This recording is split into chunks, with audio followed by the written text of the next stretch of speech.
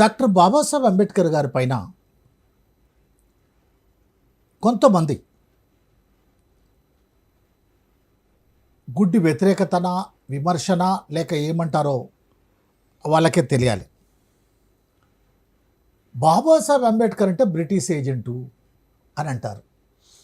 మీరేమంటారు విశేష్ గారు? అంటే ఎందుకు వచ్చింది ఆ అపవాదం అంటే, బాబాసాహెబ్ అంబేద్కర్ గారు ఆ రోజుల్లో కాంగ్రెస్ పార్టీ మిగతా వర్గాలు స్వాతంత్రం కోసం పోరాడుతూ ఉన్న సందర్భంలో అంబేద్కర్ గారు స్వాతంత్రం కంటే కూడా రాజకీయ స్వాతంత్రం వచ్చేంత మాత్రాన ఈ దేశం ముందుకు నడవదు, సామాజిక స్వాతంత్రం రావాలి అంటే ఈ దేశంలో అణగారిన వర్గాలకు స్వేచ్ఛా స్వాతంత్రం రానంత వరకు ఏ స్వాతంత్రం వచ్చాడో ప్రయోజనం లేదనే విషయాన్ని బలంగా నమ్మి ఆయన దానికోసం పోరాడు కాబట్టి, ఆయనని ప్రధానంగా దాన్ని డిమాండ్ చేశాడు కాబట్టి ఆయన బ్రిటిష్ ఏజెంట్ అన్నారు. కానీ ఆయన ఫస్ట్ రౌండ్ టేబుల్లోనే ఆయన మిగతా వాళ్ళు తమకు సంపూర్ణ స్వాతంత్రం కాకుండా రాజ్యాధికారం కొంత పంచుకునే బ్రిటిష్ సామ్రాజ్యాన్ని ఆమోదిస్తూనే ఇక్కడ మేము రాజ్యాధికారం మాకు ఇవ్వాలని అని ప్రతిపాదిస్తే కాంగ్రెస్, అంబేద్కర్ మాత్రమే సంపూర్ణ స్వాతంత్రం కావాలని డిమాండ్ చేశాడు ఫస్ట్ రౌండ్ టేబుల్లోనే.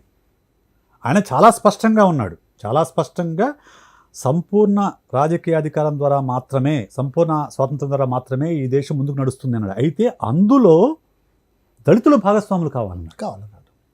సో బ్రిటిష్ ఏజెంటే కనుక అయి ఉంటే సంపూర్ణ స్వాతంత్రం కావాలని ఎందుకు డిమాండ్ చేసేవాడు కాదు కదా, డిమాండ్ చేసేవాడు కాదు. అయితే ఏమంటే ఈ డైమెన్షన్ని ఒప్పుకోవడానికి ఆనాటి ప్రధాన రాజకీయ పార్టీ సిద్ధంగా లేవు. మహాత్మా గాంధీ దగ్గర నుంచి మొదలుపెట్టుకొని మిగతా ఎవరూ కూడా దళితులకు ప్రత్యేక హక్కులు కల్పించడానికి కానీ, దళితులకు ప్రత్యేక నియోజకవర్గాలు కేటాయించడానికి కానీ, దళితులకు ప్రత్యేకంగా గుర్తించడానికి కానీ వాళ్ళ సిద్ధంగా లేరు. వాళ్ళు దళితులని హిందూ మతంలో ఒక భాగంగా చూస్తున్నారే తప్ప వాళ్ళకి ప్రత్యేక అస్తిత్వంగా గుర్తించడానికి వాళ్ళు రెడీగా లేరు.